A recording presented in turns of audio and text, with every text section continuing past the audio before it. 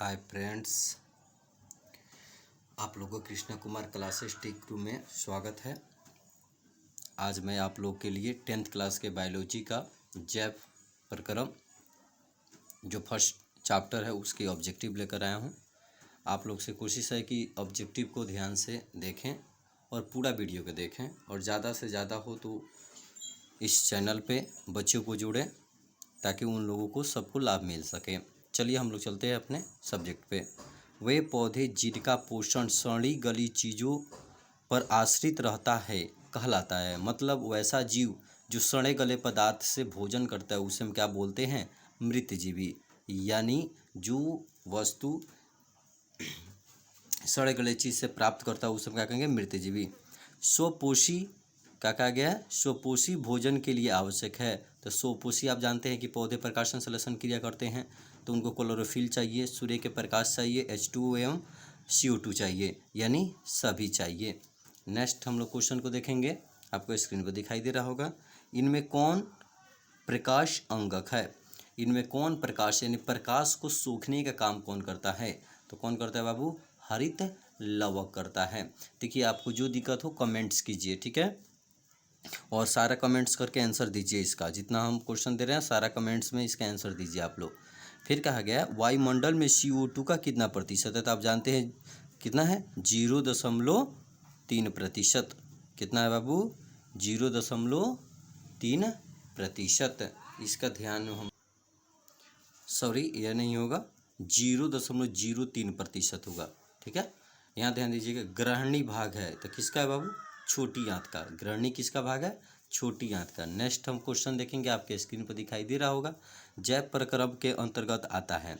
तो जैव प्रक्रम जो होता है, जैव जो होता है यानी जीवों का प्रक्रम होता है। जीवो श्वसन भी करता है, पोषण भी करता है, उत्सर्जन करता है, यानी वह सभी करता है, ठीक है। नेक्स्ट हम क्वेश्चन देखेंगे, आपके स्क्रीन पर दिखाई दे रहा होगा, ठीक है।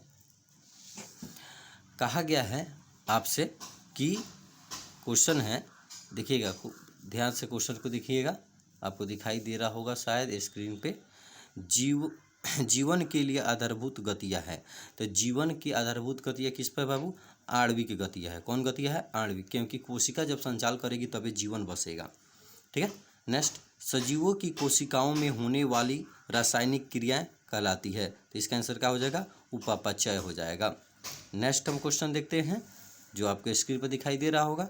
पृथ्वी पर अपने अस्तित्व को बनाए रखने के लिए आवश्यक जैव प्रक्रम क्या है बाबू? तो प्रजनन है। क्या है? प्रजनन। तो याद रखिएगा, जब तक प्रजनन नहीं होगा तो यहाँ पे जीव का अस्तित्व नहीं रह पाएगा, यानी जनन करना। नेक्स्ट, विषाणुओं का निर्माण होता है। तो आप जानते हैं वायरस का किसका निर्माण होता है बाबू? अणुओं से। किससे होता है? अणुओं से। नेक्स्ट क्वेश्चन आपके स्क्रीन पर दिखाई दे रहा होगा, ठीक है, वो है क्वेश्चन देखिए ध्यान से। भोजन में पाए जाने वाले विभिन्न घटकों को क्या कहते हैं? तो पोषक कहते हैं। क्या कहते हैं बाबू? पोषक कहते हैं। चलिए नेक्स्ट क्वेश्चन को देखते हैं। भोजन द्वारा होता है तो ऊर्जा की प्राप्ति, अनुरक्षण, जीव द्रव्य का निर्माण, सभी। तो क्या होगा हमारा आंसर? सभी होगा। परजीवी अपने पोषी को पहुंचाते हैं। क्या? परजीवी जो होते हैं किसी जीव को खाते हैं, यानी जो चीज़ अवशोषण करते हैं तो उसे लाभ होगा कि हानि? तो उसका क्या होगा? हानि होगा। क्लोरोफिल में पाए जाने वाले तत्व है तो मैग्नीशियम। क्लोरोफिल में कौन सा तत्व पाया जाता है बाबू? मैग्नीशियम पाया जाता है।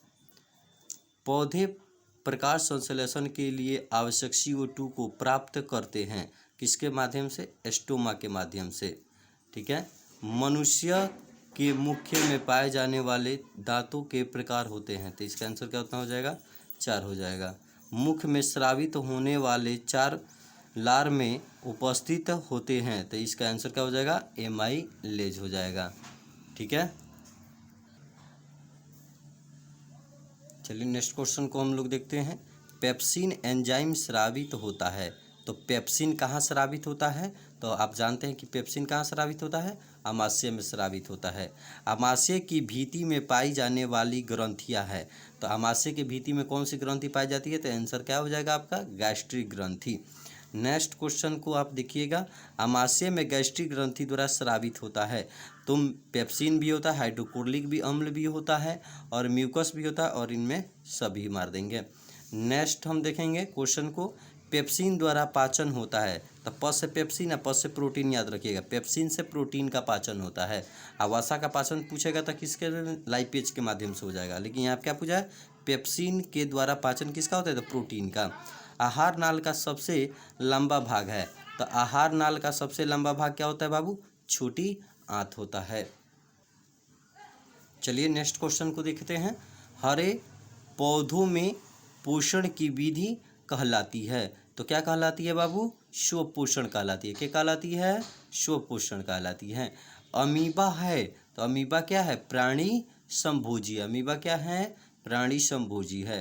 फिर नेक्स्ट क्वेश्चन कहा गया है, जो अभी पीछे हम बोले हैं, वसा का पाचन किसके द्वारा होता है। तो आप जानते किसके द्वारा होता है, लाइपेज के द्वारा होता है। फिर नेक्स्ट क्वेश्चन कहा गया है बाबू, देखेंगे स्क्रीन पर दिखाई दे रही है, यकृत से कौन सा रस निकलता है। तो यकृत से कौन सा रस निकलता है, पीत रस निकलता है। नेक्स्ट हम देखेंगे, प्रकाश संश्लेषण होता है तो हरे पौधों में होता है। ठीक है, उसके बाद हम नेक्स्ट क्वेश्चन देखेंगे। कहा गया क्वेश्चन में, निश्वसन द्वारा निकली वायु में रहती है। तो निकली वायु में क्या रहती है, CO2। ठीक है, श्वसन की क्रिया में खाद्य पदार्थ का क्या होता है। तो श्वसन की क्रिया में खाद्य पदार्थ का विघटन होता है, काहे कि वो टूट जाता है। क्या होता है बाबू, टूट जाता है। श्वसन क्रिया के दौरान कितने प्रतिशत ऊर्जा ताप के रूप में निष्कासित होता है। तो आप याद रखिए कितना प्रतिशत, 40%। नेक्स्ट क्वेश्चन को हम देखेंगे, हृदय के वेश्मों का शिथिलन का क्या कहलाता है। हृदय का जो वेश्म होता है उसका शिथिलन क्या कहलाता है, डायस्टोन कहलाता है। क्या कहलाता है बाबू, डायस्टोन कहलाता है, याद रखिएगा। चलिए नेक्स्ट क्वेश्चन को हम लोग देखते हैं। पौधों में खाद्य पदार्थ का स्थानांतरण किस रूप में होता है, तो सुक्रोज में होता है। किस रूप में होता है, सुक्रोज में होता है। मनुष्य का दहन प्रति मिनट कितनी बार होता है, मनुष्य के हृदय प्रति मिनट कितनी बार धड़कता है। देखिए लाइट के प्रॉब्लम है, इसी वजह से आप लोग को थोड़ा सा लाइट नहीं दिखाई दे रहा होगा, लेकिन काम चलाइएगा। मनुष्य का हृदय प्रति मिनट कितनी बार धड़कता है, तो बात बताने की जरूरत नहीं है, 72 बार। ठीक है, नेक्स्ट क्वेश्चन है, फेफड़े में शुद्ध होने के बाद रक्त हृदय के किस कोष्ठ में लौटता है। तो देखिए इसके लिए मैं अलग से आपको क्लास दे दूंगा। ठीक है, इस चैनल पर आप लोग देख लीजिएगा। तो क्या हो जाएगा, आपका आंसर हो जाएगा कथी, बायां अलिंद। आंसर क्या हो जाएगा, बायां अलिंद में रक्त शुद्ध होने के बाद लौटता है। ठीक है, उसके बाद बायां निलय के द्वारा भेज दिया जाता है शरीर में। ठीक है, मनुष्य का हृदय एक बार धड़कने के लिए कितना समय लेता है, तो 0.8 सेकेंड लेता है। ठीक है, नेक्स्ट क्वेश्चन आपके स्क्रीन पर दिखाई दे रही होगी, देखिए आ गया क्वेश्चन। अब देखेंगे, मनुष्य का रुधिर क्षमता है। तो मनुष्य का रुधिर किस में क्षमता है बाबू, वोमेन में।